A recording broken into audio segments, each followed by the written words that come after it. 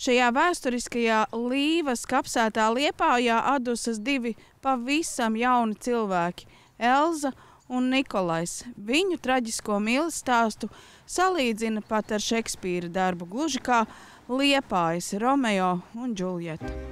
Par Elzas un Nikolaja traģisko dzīves stāstu sabiedrība uzzināja no aktrises Antas Klints atmiņu grāmatas Tā nebija lietaina diena.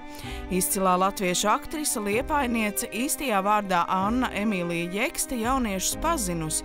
Viņai bija 14 gadu, kad pilsētu pāršauca ziņa par abu jauno cilvēku traģisko likteni.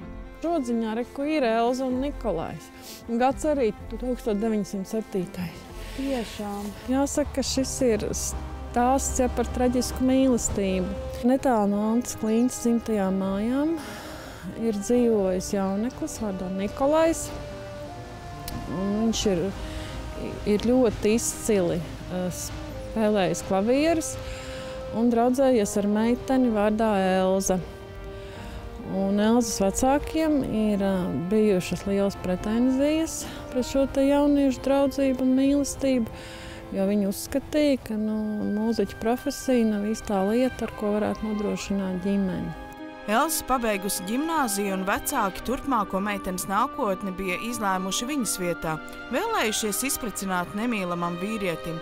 Jaunieši šādam Elzas vecāku lēmumam nav piekrituši. Tāda esot bijusi sekojoša epizode vienā vakarā, ka Nikolaja dzīvokļa logi ir bijuši atvērti līdz galam, un viņš ir uz klavierēm spēlējis mums labi zināmo sēru maršu.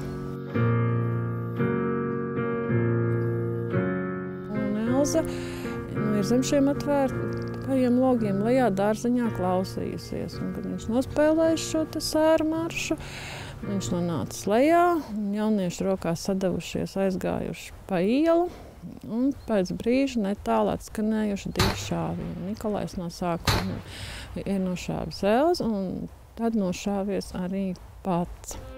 Jaunieši apglabāti kopā Līvas kapsētā. Uz kapa krusta lasāms, ka tieši šajā vietā atdusis Elza un Nikolais, kā arī viņu miršanas diena 1907. gada 10. aprīlis.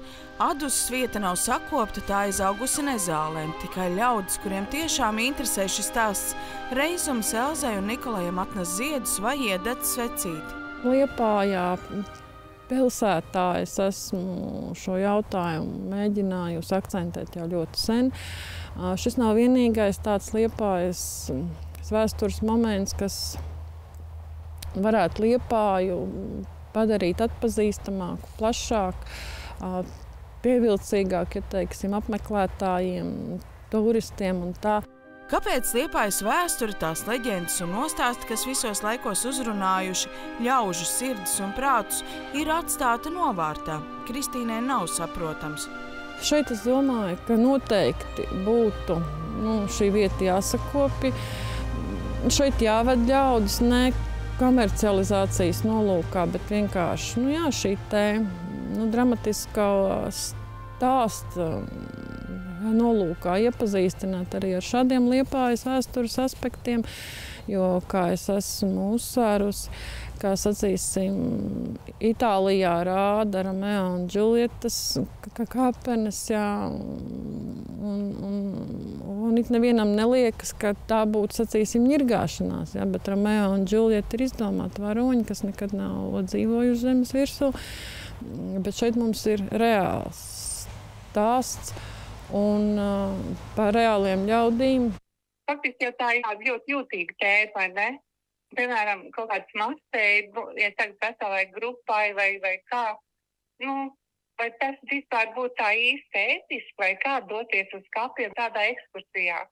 Es uzskatu, ka tas ir, tā interesantiem, ja tiešām ir interesanti, kas grib tos kapus, ir jau tas kapu turisms. Es šādam uzskatam nepiekrītu. Jo neviens jau nerunā par to, ka vajadzētu šeit kases aparātu blakus nolikt šai vietai. Kapu turisms ir oficiāls turismu nozares atzars. Un, ja mēs uzskatām, ka nedrīkst runāt par šo un vest šeit ļaudis, tad kā tad brāļu kapi un Raiņa kaps un arī vēl ļoti daudz plaši zinām ļaužu atdusas vietas. Apskatot citas vēsturiskās kapu vietas Līvas kapsētā, ir redzams, ka tās ir atzīmētas kā bezsaimnieka kapu kopiņas. Arī Elzas un Nikolaja kapu, cik var nojaust, neviens tuvinieks gadiem ilgi vairs neapmeklē. Vai tiešām tās tiks sadotas citiem ļaudīm virsabedījumiem? Par vēsturiskajām vietām es teiktu tā, ka nekādā mērā pašvaldība šīs te vietas netaisās atdot virsabedījumu veikšanai citām personām, ja, jo tās tomēr ir šīs te vēsturiskās vietas, un tās arī paliks pašvaldības atbildībā, un nav tāds mērķis viņas atdot citām personām. Vai pēc 4. studijas intereses par Elzu un Nikolaju, vai mēs varam sarunāt, kad šai kapavietai tiks tomēr pievērsta lielāka uzmanība? Skatīsimies, jā, centīsimies varbūt viņu pieskatīt vairāk.